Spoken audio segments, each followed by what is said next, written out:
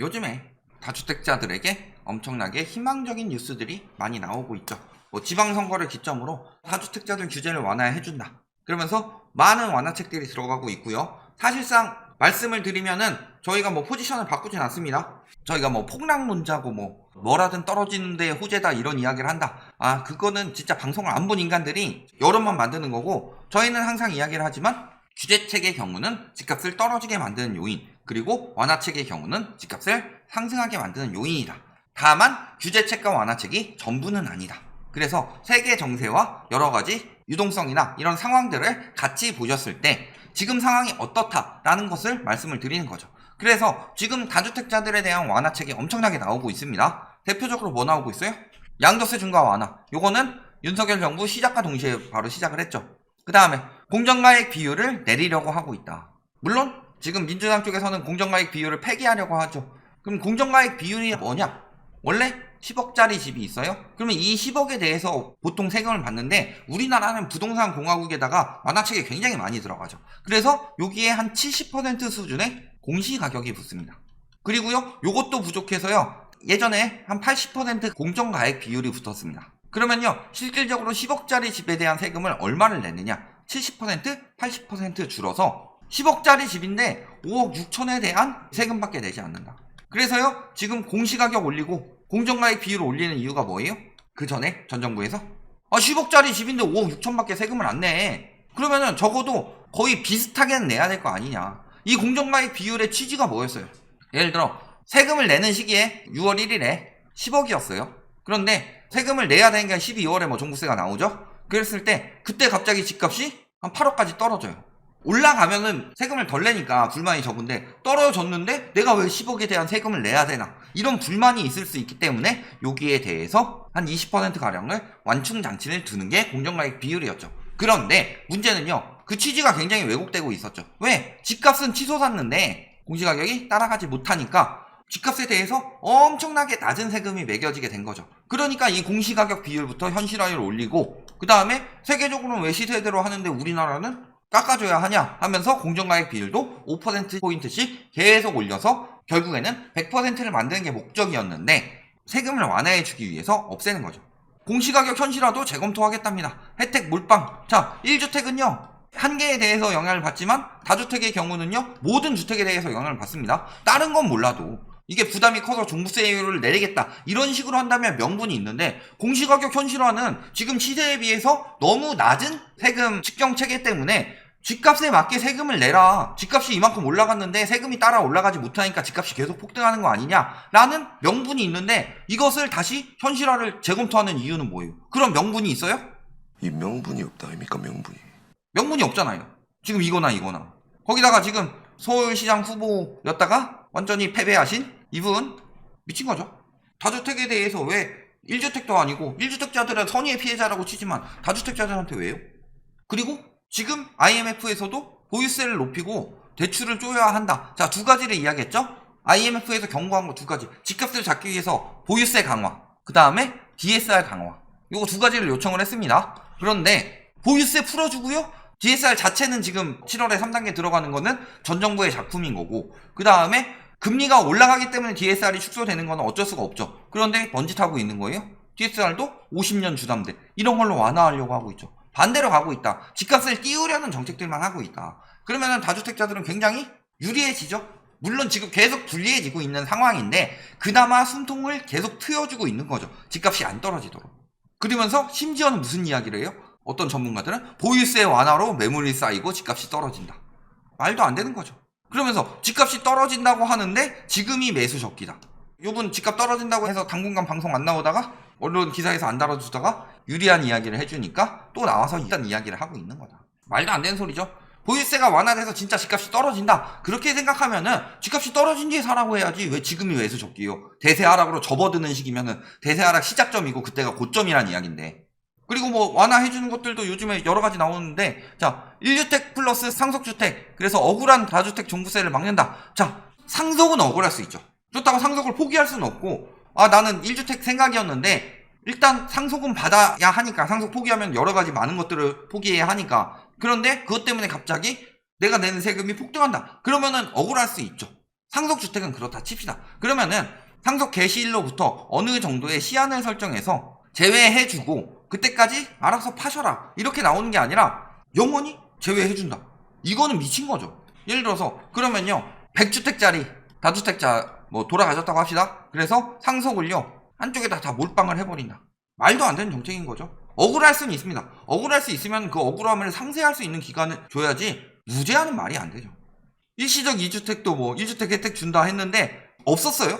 일시적 2주택 있었죠. 근데 이걸 다시 2년으로 늘리려고 하는 거죠. 왜? 예전에 일시적 2주택 제도를 이용해서 집 한 채 사고요 2년 뒤에 버티면은 매물이 계속 같이 쥐고 있으면은 공급 부족 이야기 할 수 있으니까 그러면 가격 오르면 2년 뒤에 팔고 그러면 얘도 오르겠죠. 그 다음에 새 집 사고 그 다음에 얘도 또 2년 모아서 계속 2년씩 돌려가면서 2주택인데 1주택 혜택만 챙겨 먹었다. 이게 너무 심각하죠. 그래서 이사 과정에서 생기는 집을 못 팔아서 피해를 2주택 취급을 받으면 피해를 보는 사람들 선의의 피해자들을 막고자 했는데 이것을 악용을 하니까 기간을 줄였죠. 근데 이사하고서 집 처분하는데 보통 2년이나 걸려요? 왜 그렇게 풀어주는 거죠?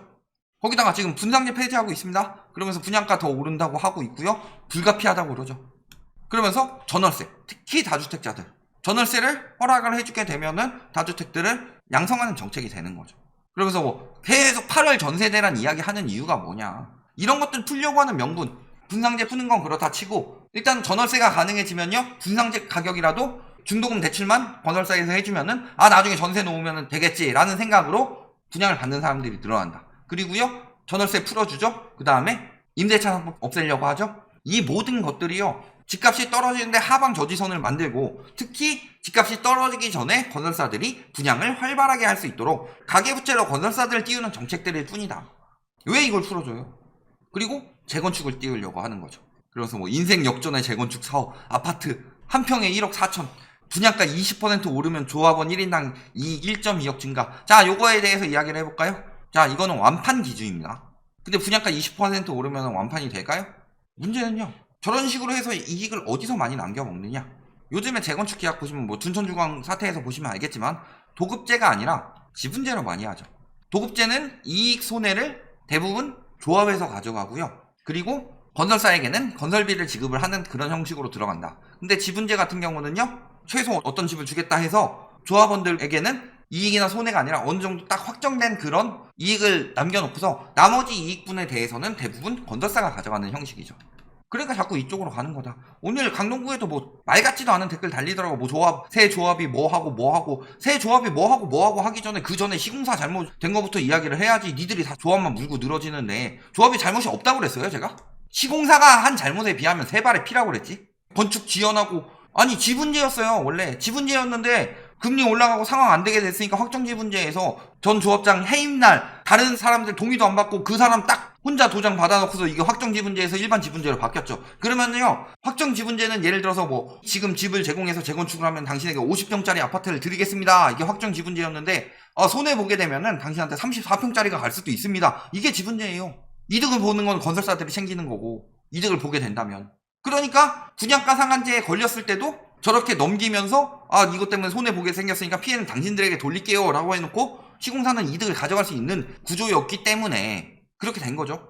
그러니까 말도 안 되는 공사비를 책정해줬다. 그때 그 전 조합장이 책정을 해줬죠. 공사비를 올려주면 건설사는 수익이 남죠. 그래놓고서 거기서 나오는 손해는 분양가를 올리던가 아니면 조합원들이 부담을 하든가 였는데 분양가 상한제에 못 올리게 되니까 조합원들이 부담하게 되는 상황이 가는 거고 그렇다면은 조합의 동의를 받지 않은 건축비를 올린 그게 잘못이 된 거지 어떻게 그게 조합원들의 잘못이고 그 뭐 뒤에 상황은 둘째치고 그 문제가 기본이 됐던 게 그거잖아요. 분상제가 있는데 3,500만원 받겠습니다 라고 이야기를 해놓고서 장난질 친 거잖아요. 지금 못 받게 됐고 하지만 건설사들에게 이익은 이미 갔고 그 피해는 조합원들이 고스란히 보게 생겼는데 저렇게 분양가 올려도요 지금 절반이 미계약이라고 하죠. 이게 뜻하는 바가 뭐예요? 분상제 폐지해서 분양가 백날 올려봐라 분양이 되냐. 그러니까 분양 되도록 만들기 위해서 뭔 짓 하고 있는 거예요? 집값을 올려가지고 입주할 때쯤 집값이 올려서 내가 7억에 분양 받았으면은 입주할 때 애가 12억까지 오를 테니까 여기서 한 8억 정도 전세 놓으면은 내가 집을 가지고 있으면서 가치는 계속 오르고 언젠간 들어갈 수 있겠지. 팔기 전에.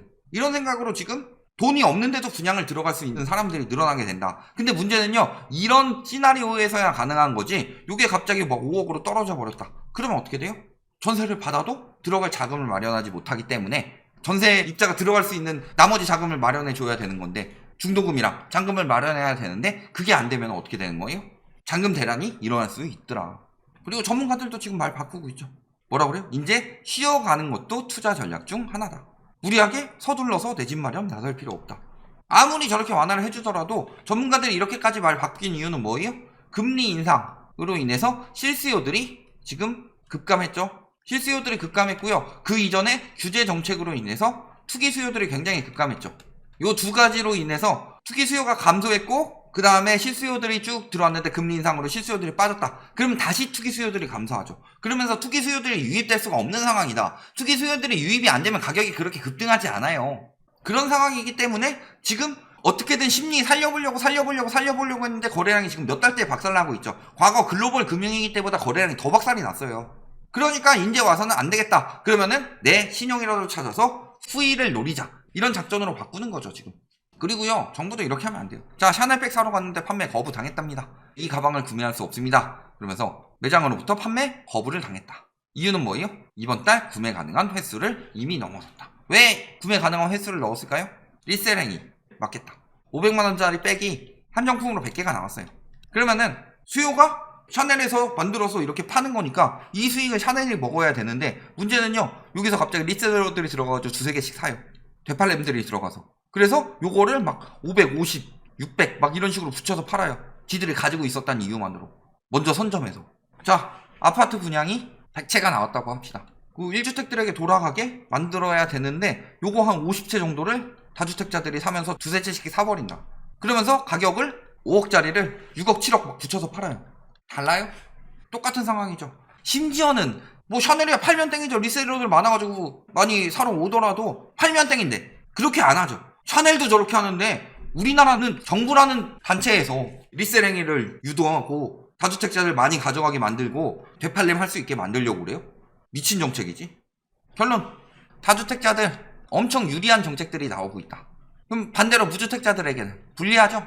그런데도 불구하고 무주택자들이 안 사죠. 안 사는 이유는 뭐예요? 문재인 정부 때를 생각해보면 됩니다. 문재인 정부 때 원래 규제는 집값을 잡는 정책인데 그거보다 금리나 유동성 등의 세계 정세들이 집값을 굉장히 폭등시키는 정책들이 나오니까 규제로 막을 수가 없었던 거죠. 지금 반대로 윤석열 정부 때는 어떻게 되는 거예요? 아무리 규제로 띄우려고 하더라도 금리나 유동성으로 인해서 집값이 굉장히 떨어질 수 있는 상황이 나오기 때문에, 왜냐? 무주택자들이 여력이 없어서.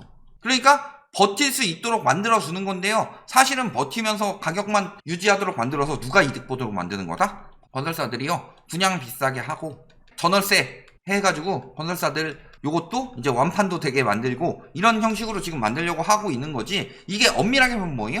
무주택자는 어차피 못 사니까 계속 관망만 하는 거고, 다주택자들은 이것 때문에 오르겠거니 하고 버티다가 나중에 낙동강을 오리알 되는 거다.